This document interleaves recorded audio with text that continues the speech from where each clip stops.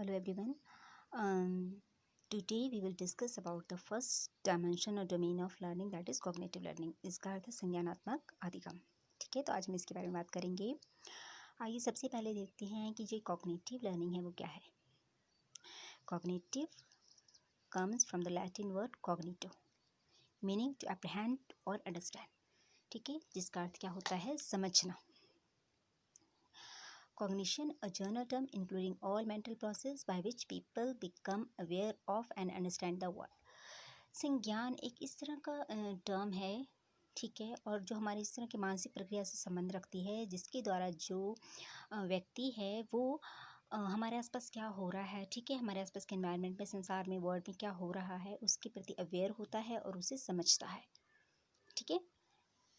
And in science cognition is a mental processing. अगर हम विज्ञान के क्षेत्र के हिसाब से देखें, विज्ञान के दृष्टिकोण के हिसाब से देखें, तो ये किस तरह की मानसिक प्रक्रिया है जिसके अंदर क्या क्या इंक्लूड होता है. अटेंशन ऑफ वर्किंग मेमोरी, ठीक है, हमारे कार्य करने से संबंधित जो स्मृति है वो, ठीक है. कंप्रहेंडिंग एंड प्रोड्यूसिंग ऑफ नॉलेज, ठीक है, हम भाषा को किस तरह से समझते हैं, किस तरह से प्रोड्यूस करते हैं. Calculating, reasoning, problem solving, decision making, all these terms are included in cognition. संज्ञान में ये सभी प्रक्रियाएं शामिल हैं. ठीक है. Now, what is cognitive learning? Cognitive learning is a style of learning. एक किस तरह का लर्निंग स्टाइल है जिसमें किसके ऊपर फोकस किया जाता है, effective use of brain. Means कि कभी भी आप बात करेंगे तो संज्ञान का सीधा अर्थ आपने किससे लगाना है, अपने ब्रेन से. ठीक है. अंडरस्टैंडिंग से, comprehend. To understand the process of cognitive learning, it's important to know the meaning of cognition. कि कॉग्निटिव लर्निंग के प्रोसेस को समझने के लिए, संज्ञानात्मक अधिगम की प्रक्रिया को समझने के लिए सबसे पहले यह आवश्यक है कि हमें किसका मीनिंग क्लियर होना चाहिए, संज्ञान का. ठीक है. Cognition is a mental process of gaining knowledge and understanding through the senses, experience and thought. Cognition क्या है, मानसिक प्रक्रिया है ज्ञान को ग्रहण करने की और अपने सेंसेस के थ्रू समझने की. ठीक है. थ्रू द सेंसेस, हमारे अपने अनुभव, हमारी क्या सोच है, उसके द्वारा समझने की प्रक्रिया को और ज्ञान प्राप्त करने की प्रक्रिया को क्या कहते हैं, कॉग्निशन. ठीक है. Cognitive learning theory must cognition and learning to explain the different process involved in learning effectively. अगर हम संज्ञानात्मक अधिगम की बात करें तो जो संज्ञानात्मक अधिगम से संबंधित थ्योरी है, ठीक है, उसके अंदर क्या क्या शामिल है, संज्ञान एवं अधिगम. ठीक है. To explain the different process involve in learning effectively. और इन दोनों को जब मर्ज किया जाता है तो इसके अंदर बहुत सारे प्रोसेस इन्वॉल्व हो जाते हैं जो लर्निंग के क्षेत्र के अंतर्गत आते हैं. ठीक है. नाउ फंक्शंस, आइए देखते हैं इसके क्या क्या कार्य हैं. कॉग्निटिव लर्निंग के संज्ञानात्मक अधिगम के क्या क्या कार्य हैं. Cognitive learning is an immersive and active process that engages your senses in constructive and long-lasting way. अगर हम साधारण शब्दों में बात करें तो जैसे संज्ञानात्मक अधिगम है वो क्या करता है, एक इस तरह का एक्टिव प्रोसेस है जो हमारे सेंसेस को सक्रिय करता है, हमारे इंद्रियों को सक्रिय करता है. किसके लिए, किस में इन्वॉल्व करता है. ठीक है. मीन्स कि नॉलेज को कंस्ट्रक्टिव बनाने के लिए, मीन्स कि हम ज्ञान का निर्माण खुद कर सकते हैं. ठीक है. लॉन्ग लास्टिंग वीक मीन्स कि हमारी मेमोरी जो हमने ज्ञान प्राप्त किया उससे ज़्यादा लंबे समय तक बनाए रखता है. ठीक है. और ये क्या करता है, जो हमारा ब्रेन होता है, हमारे ब्रेन की क्या कैपेबिलिटी है, क्या क्षमता है, उसे बढ़ाता है. ठीक है. And makes it easy to connect new information with existing ideas. और न्यू इन्फॉर्मेशन को जो हमारे पास ऑलरेडी आइडियाज़ हैं उसके अंदर उसके साथ एडजस्ट करता है. आई थिंक आपको ध्यान आ गया होगा, हमने बात की थी पियाजे की थ्योरी में फर्स्ट सेम में. ठीक है. उसमें हमने डिटेल में ये चीज़ की थी कि जो नॉलेज हमारे पास ऑलरेडी है उसके अंदर नई नॉलेज को समाहित करना. ठीक है. और हमने वहाँ संज्ञान के बारे में बहुत ही विस्तृत रूप से जो है पढ़ा था. ठीक है. और ये क्या करता है इसके साथ cognitive learning, deepening the memory and retention capacity. हमारी मेमोरी को और ज़्यादा डीप करती है, स्मृति को गहन तरीके से जो है उसका विस्तार करती है. ठीक है. और उसकी जो रिटेंशन कैपेसिटी का मतलब है कि हमारी मेमोरी को ज़्यादा लंबे समय तक नॉलेज को हमारे माइंड में, हमारे ब्रेन में स्टोर रखती है. ठीक है. And instead of emphasizing memorization as in the traditional classroom method of learning, cognitive learning focus on past knowledge. Means कि जो संज्ञानात्मक लर्निंग होती है, अधिगम होता है, उसका मेन फोकस क्या होता है, पास्ट नॉलेज. ठीक है, अतीत में आपके पास क्या ज्ञान है, ठीक है। और मीन्स कि इसमें जो ट्रेडिशनल मेथड है लर्निंग का, उसके ऊपर मेमोराइजेशन का आप समझ गए होंगे, एज इट इज जैसे हम क्लासेस में यूज़ करते हैं नॉर्मली, उनसे ये थोड़ा सा हट के होता है, ठीक है। It trains you to reflect on the material and connect it with past knowledge for more robust learning. Means कि ये क्या करती है, आपको किस चीज़ के लिए प्रशिक्षण देती है, किस चीज़ के लिए तैयार करती है, जो भी आप ग्रहण कर रहे हैं, जो भी आपका सब्जेक्ट मटेरियल है, ठीक है, उसके प्रति आप कैसा रिफ्लेक्ट करते हैं, ठीक है, और उसको आप किस तरह से अपनी पास्ट नॉलेज से जोड़ते हैं। Okay, this not only makes cognitive learning more effective way of gaining knowledge, but it also makes you a better learner for the long term। फिर वही बात है आपकी, बार बार हम एक ही बात रिपीट कर रहे हैं जो अपने ध्यान में रखनी है कि जो कॉग्निटिव लर्निंग होती है उसका मेन उद्देश्य केवल ज्ञान प्राप्त करना नहीं होता, बल्कि ज्ञान को अच्छे तरीके से और दीर्घ काल तक जो है उसकी स्मृति, उसके ऊपर इसमें प्रमुख रूप से इसका केंद्र है, ठीक है, ये चीज़ कॉग्निटिव लर्निंग का। क्लियर? नाउ एलिमेंट्स, अब आइए देखते हैं इसके मुख्य तत्व क्या है कॉग्निटिव लर्निंग की। Cognitive learning is unlike the traditional learning process, means कि हमारे यूजुअली जो यूज़ होते हैं पारंपरिक मेथड लर्निंग के उसकी तरह नहीं है, where the focus is on memorisation. और हमारे पारंपरिक ट्रेडिशनल मेथड में किसका यूज़ होता है, मेमोराइजेशन का, कि हमें याद करना है, ठीक है, इतना याद करना है कि हमारे सब्जेक्ट के ऊपर मास्टरी हो जाए, ठीक है, चाहे भले हमें कंसेप्ट क्लियर ना हो। And the following factors are fundamental to the cognitive learning process. और जो कॉग्निटिव लर्निंग होते हैं, ये जो हम जिन फैक्टर्स की बात कर रहे हैं ये इंपॉर्टेंट होते हैं इसमें। जैसे फर्स्ट है आपका कॉम्प्रहेंशन, इसमें है आपका cognitive learning strategies emphasises comprehension, ठीक है, मीन्स कि आप उस चीज़ को कितना डिटेल में समझ पा रहे हैं। You need to understand the reason for learning, आप उस जो भी चीज़ लर्न कर रहे हैं उसके पीछे क्या रीज़न है, ठीक है। And the role your of your knowledge plays in your work, और आपके किसी भी फंक्शन में, आपके किसी भी कार्य में उस नॉलेज किस तरह से रोल प्ले करती है। अब थोड़ा सा अपने यहाँ पे ध्यान रखना है, जो हम बात समझने की कोशिश कर रहे हैं वो ये है कि इसमें केवल मेमोराइजेशन के ऊपर स्ट्रेस नहीं दिया जाता है, इसमें सिर्फ याद रखने पे जोर नहीं दिया जाता है, ठीक है। उस चीज़ का एक्चुअल मीनिंग क्या है, बेस क्या है, वो क्या कंसेप्ट है, अगर आपको वहीं पर कहीं अप्लाई करनी पड़े तो आप किस तरह से अप्लाई कर पाएंगे या नहीं कर पाएंगे, ठीक है, वो चीज़ यहाँ पर जो है मेन होती है। फिर आपका memory, cognitive learning discourage the rote memory, ये रटने को बिल्कुल भी जोर नहीं देती है, ठीक है। Where you cram materials for memorisation, जहाँ पर हम याद रखने के लिए क्रैम करते हैं, ठीक है। In cognitive learning the goal is to understand the subject at deeper level. जो संज्ञानात्मक लर्निंग होती है वो हमें किसी भी विषय को ज़्यादा गहन रूप से समझने के लिए तैयार करती है, और it creates an immersive effect, और ये इस तरह का इफेक्ट क्रिएट करती है जो किसमें हेल्प करता है, recall and improves your ability to relate new knowledge to past information, जो आपकी हेल्प करता है और आपकी योग्यता को सुधारता है किसके प्रति, मीन्स कि आप न्यू नॉलेज को अपनी पास्ट नॉलेज के साथ रिलेट कर सकें, ठीक है। Next is application.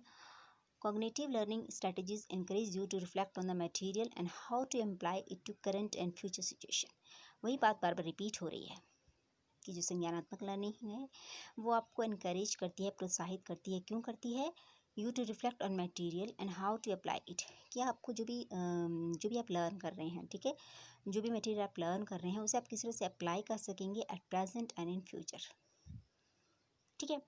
With this you develop improve problem solving skill, इसी के साथ साथ जो प्रॉब्लम सॉल्विंग स्किल है स्टूडेंट्स का वो भी डेवलप होता है, critical thinking skills, visionary leadership traits, ठीक है, that can help you see things others that can not see in a clear form, और दूसरे तरीक़ों से हम इससे ज़्यादा बेटर तरीके से जो है स्पष्ट रूप से चीज़ों को नहीं समझ सकते, कंसेप्ट को नहीं क्लियर कर सकते, ठीक है। तो हम अगर कहें तो कॉग्निटिव लर्निंग का हमारे लर्निंग में किसी कंसेप्ट को प्रॉपरली डीपली क्लियरली समझने में बहुत बड़ा रोल प्ले करती है कॉग्निटिव लर्निंग, ठीक है ना। बेनिफिट्स, आइए देखते हैं कि कॉग्निटिव लर्निंग के बेनिफिट्स क्या हैं।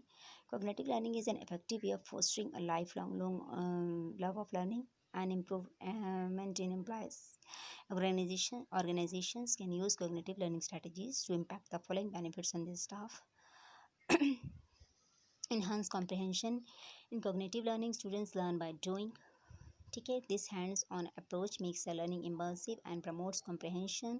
Thus, you can develop a deeper understanding of the material and its application to your work and life.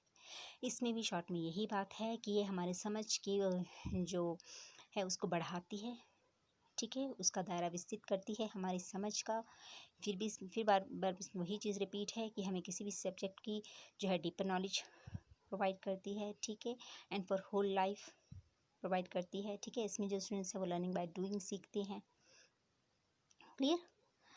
फिर आपका इम्प्रूव प्रॉब्लम सॉल्विंग स्किल, जो प्रॉब्लम सॉल्विंग स्किल है स्टूडेंट्स का वो इम्प्रूव होता है, ठीक है। आपकी जो it enhance your ability to develop this core skill and helps them to apply it to every aspect of their job. Problem solving skill का मीन्स कि अगर स्टूडेंट्स कॉग्निटिव लर्निंग के थ्रू किसी कंसेप्ट को सीखते हैं तो वो कहीं पर भी अपने किसी भी कार्य क्षेत्र में, अगर एम्प्लॉयज़ की पॉइंट ऑफ व्यू से देखें तो वो, और अगर स्टूडेंट्स के पॉइंट ऑफ व्यू से देखें तो वो किसी भी कार्य क्षेत्र में उसे ईजिली यूज़ कर सकते हैं फॉर एनी प्रॉब्लम सॉल्विंग, ठीक है। किसी भी समस्या का समाधान उसके द्वारा कर सकते हैं।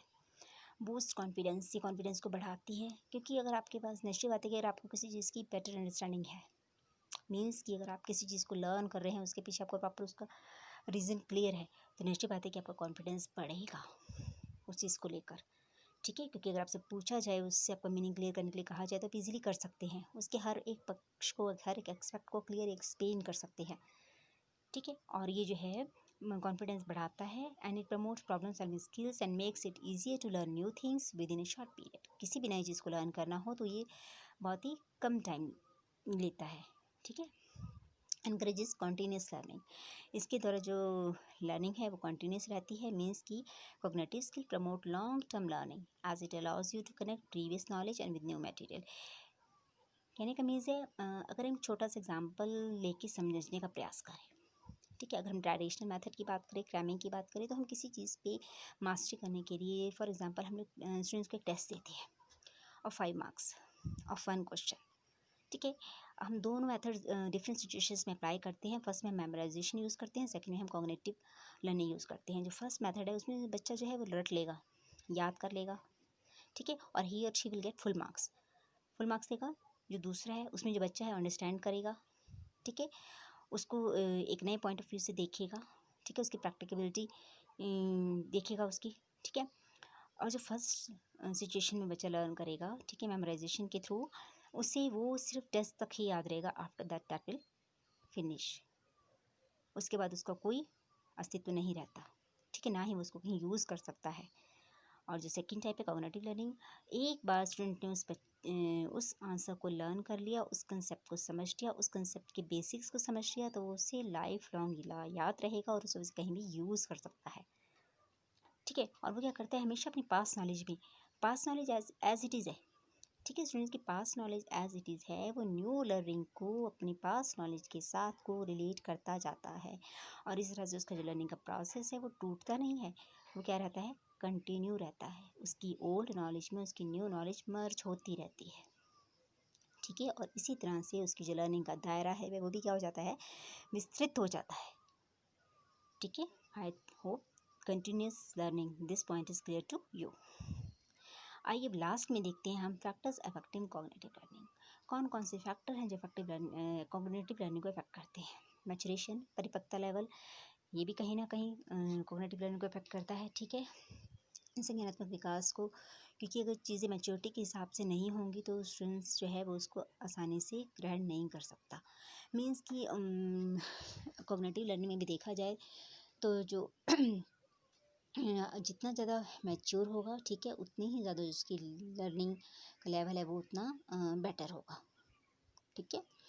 लर्निंग अपॉर्चुनिटीज़, उसे याद करने के लिए किस तरह के अवसर प्रदान किए जा रहे हैं, ठीक है। कई बार गिफ्टेड स्टूडेंट्स होते हैं, उन्हें हम एक्स्ट्रा अपॉर्चुनिटीज़ प्रोवाइड करते हैं, ठीक है। अगर उन्हें अपॉर्चुनिटीज़ प्रोवाइड नहीं की जाए तो उनका जो सीखने का दायरा है वहीं तक सीमित हो जाएगा, ठीक है ना। मीन्स कि क्योंकि अगर उनका IQ ज़्यादा है तो हमें उनकी जो लर्निंग का क्षेत्र है, ठीक है, उसे भी बढ़ाना होगा, उन्हें डिफरेंट टाइप की अपॉर्चुनिटीज़ प्रोवाइड करके, ठीक है। फिर आपका effects of environment on cognitive learning. Cognitive learning के ऊपर सबसे बड़ा इफेक्ट पड़ता है आपके एनवायरनमेंट का। अगर स्टूडेंट, ठीक है, कॉग्निटिव लर्निंग के लिए तैयार है लेकिन उस तरह का एनवायरनमेंट उसे नहीं मिल रहा है तो भी वो लर्निंग प्रॉपर नहीं हो पाएगी, ठीक है। इसे लर्निंग के लिए एनवायरनमेंट का, सीखने के प्रति जो वातावरण है वो प्रॉपर होना चाहिए। सेंस ऑर्गन्स, सेंस ऑर्गन्स हैं, ये भी बहुत इफेक्ट करते हैं। ठीक है, सेंस ऑर्गन्स स्टूडेंट्स के एक्टिव होने चाहिए। ठीक है, डेवलप्ड होने चाहिए। अगर ऐसा नहीं होगा तो भी जो है कॉग्निटिव लर्निंग ईजिली नहीं हो पाएगी। ठीक है, इंटेलेक्चुअल एबिलिटीज़, इंटेलेक्चुअली बुद्धि लब्धि संबंधी योग्यता कितनी है विद्यार्थी के अंदर। ठीक है, और इसका लेवल हर किसी में कम ज़्यादा होता है। ठीक है, नेक्स्ट बात है कि जिसमें इसका लेवल कम होगा वहाँ पर कॉग्निटिव लर्निंग कम होगी, जहाँ इसका लेवल हाई होगा या इसकी रेंज ज़्यादा होगी वहाँ पर इसका जो कॉग्निटिव लर्निंग है वो अधिक होगी। ठीक है, तो IQ भी बहुत इफेक्ट करता है। रीजनिंग थिंकिंग, ठीक है, रीजनिंग थिंकिंग मीन्स कि विद्यार्थी में चिंतन कौशल और क्या नाम तर्क शक्ति, ठीक है, ये संबंधी योग्यताएं हैं या नहीं है। जिन स्टूडेंट्स में, कई स्टूडेंट्स में बाय बर्थ होती हैं। ठीक है, वो हर चीज़ में कुछ ना कुछ कारण, कुछ ना कुछ तर्क ढूंढने की कोशिश करते हैं, हर चीज़ को नए पॉइंट ऑफ व्यू से देखने की कोशिश करते हैं। तो उनके अंदर स्टार्टिंग से जो कॉग्निटिव लर्निंग है वो डेवलप होना स्टार्ट हो जाती है। ठीक है, तो जिनके अंदर रीजनिंग थिंकिंग एबिलिटी होती हैं वो उनके लिए जो कॉग्निटिव लर्निंग है वो ज़्यादा ईजी हो जाती है।